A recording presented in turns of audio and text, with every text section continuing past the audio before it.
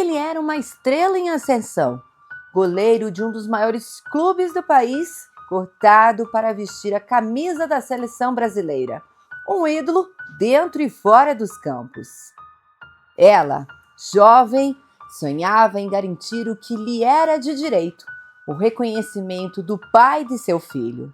Mas o que começou com promessas terminou em medo, fuga e desaparecimento. O sumiço de Elisa Samúdio se tornaria um dos casos mais perturbadores do país. Bruno Fernandes, o goleiro aclamado, passa de herói esportivo a réu em tribunal, acusado de tramar, permitir e acobertar o assassinato da mãe do seu próprio filho. Hoje, o Cúpula Criminal reconstrói os bastidores desse crime que mobilizou a opinião pública e desvenda os detalhes do julgamento. Sejam bem-vindos a mais um episódio da série Cúpula Criminal.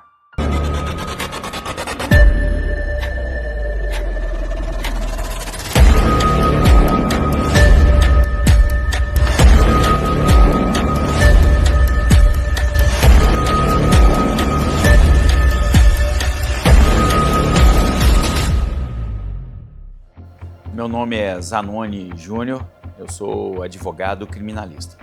Eu acredito que o maior desafio ali foi separar a pessoa do Marcos Aparecido do restante que estava alocado no polo passivo da ação penal. Então, o Macarrão, o Bruno, a ex-esposa do Bruno, todos aqueles o pessoal que comandava o sítio, os caseiros, era separar, porque o sítio do goleiro Bruno, ele está localizado na cidade de Esmeraldas. O processo corria na comarca de Contagem e o Marcos Aparecido, meu cliente, ele reside em Vespasiano.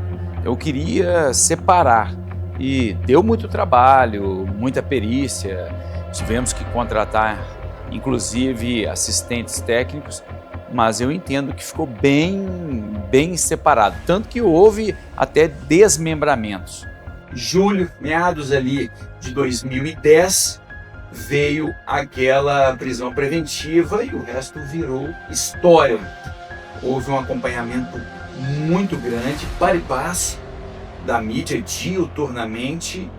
E eu entendo que isso também pesou muito, principalmente para o meu cliente, o Marcos Aparecido, que foi apontado à época como o executor da Elisa Samúdio. Tanto que a nossa defesa, ela tinha alguns pontos de destaque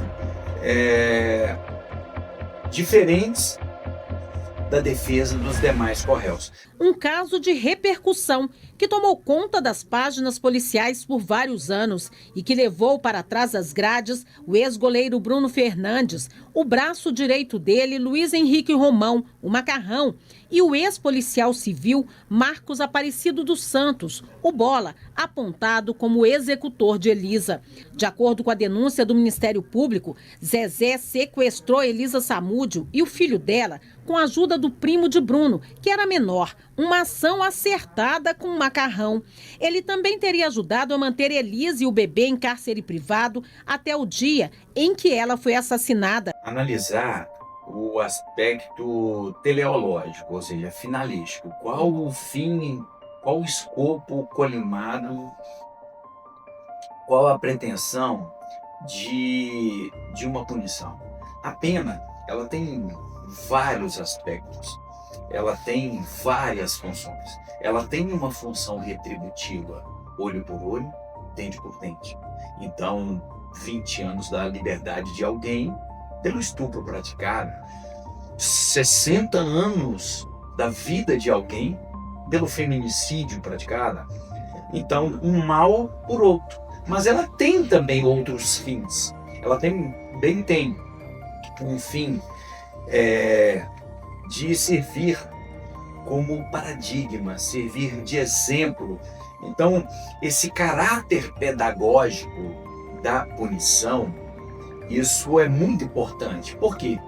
Porque tem um caráter de prevenção geral. Então eu tenho que defender o seu direito de uma... Opa, peraí, isso aqui foi uma legítima defesa.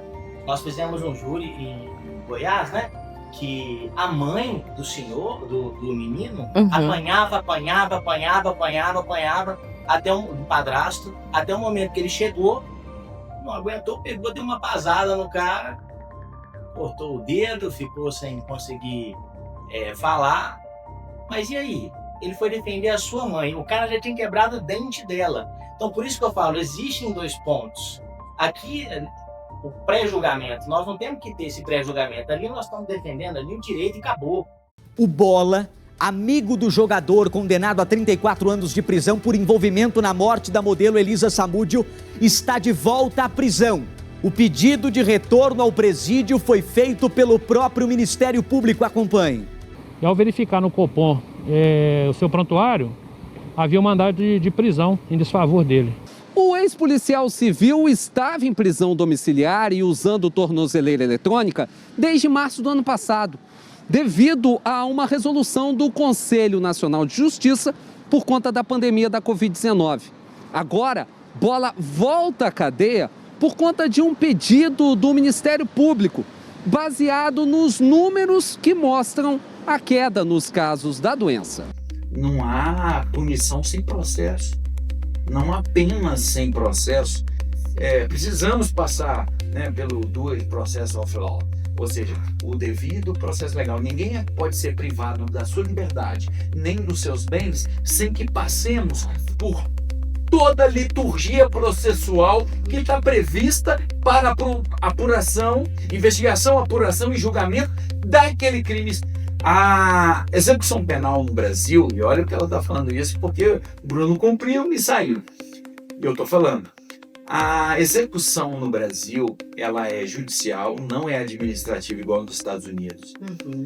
Então é um juiz que toca e ela é progressiva. O sujeito muitas vezes é condenado por um regime fechado, cumpre um período de pena, ele progride para um regime semiaberto, trabalha, estuda, cumpre a pena e progride para um regime aberto. E assim ele sai disso daí, vai ter que justificar suas atividades, comparecer mensalmente no fórum, muitas vezes um monitoramento eletrônico. Hoje nós temos políticas de perfis, nós temos perfis balísticos, nós temos perfis genéticos, nós temos perfis de face, íris. Cartolouco passou um dia com o filho do goleiro Bruno com Elisa Samúdio e ainda contou detalhes do garoto. E fala que esse moleque é craque no gol. Pica! O Cartolouco afirmou que esse vídeo foi um dos maiores desafios de toda a sua carreira, por conta do peso de toda a história. E acho que esse foi o nosso maior desafio profissional, assim, tipo, porra, cara, como que você faz um vídeo de uma história tão triste que foi o que aconteceu com a Elisa Samúdio? Ele ainda disse que, por respeito, não abordou o assunto do pai com o Bruninho, já que o foco do vídeo era a história do menino no futebol. Em nenhum momento a gente abordou o assunto sobre o pai com o Bruninho, porque isso não é sobre ele. O que a gente quis contar é a história do menino, que é goleiro, porque, pô, é muito peso também falar disso com o moleque. A gente queria contar essa história e, principalmente, tipo, mostrar quem é esse menino, humanizar esse moleque. Ainda, o Cartolouco revelou que o próprio goleiro Bruno mandou mensagem pra ele por conta desse vídeo. O goleiro Bruno me mandou mensagem depois. Quê? Me mandou mensagem. O goleiro Bruno me mandou mensagem, falando, tipo, que tinha visto o vídeo e tal, que torce pelo moleque.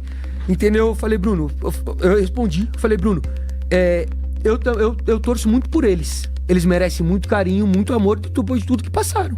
Que passam até hoje, assim. Por fim, ele afirmou que o Bruninho, por mais que tenha uma história muito difícil, é muito bem recebido no time que ele joga agora e está seguindo o caminho certo no futebol. O Bruninho, moleque fenomenal. Ele é tímido, ele é muito gente boa, ele é bem querido pelas pessoas que estão no Botafogo ali. As pessoas têm um cuidado no Botafogo, fazem um puta de um trabalho com ele, de carinho, de atenção, porque é um moleque que merece. Não tem como não falar que é uma história diferente.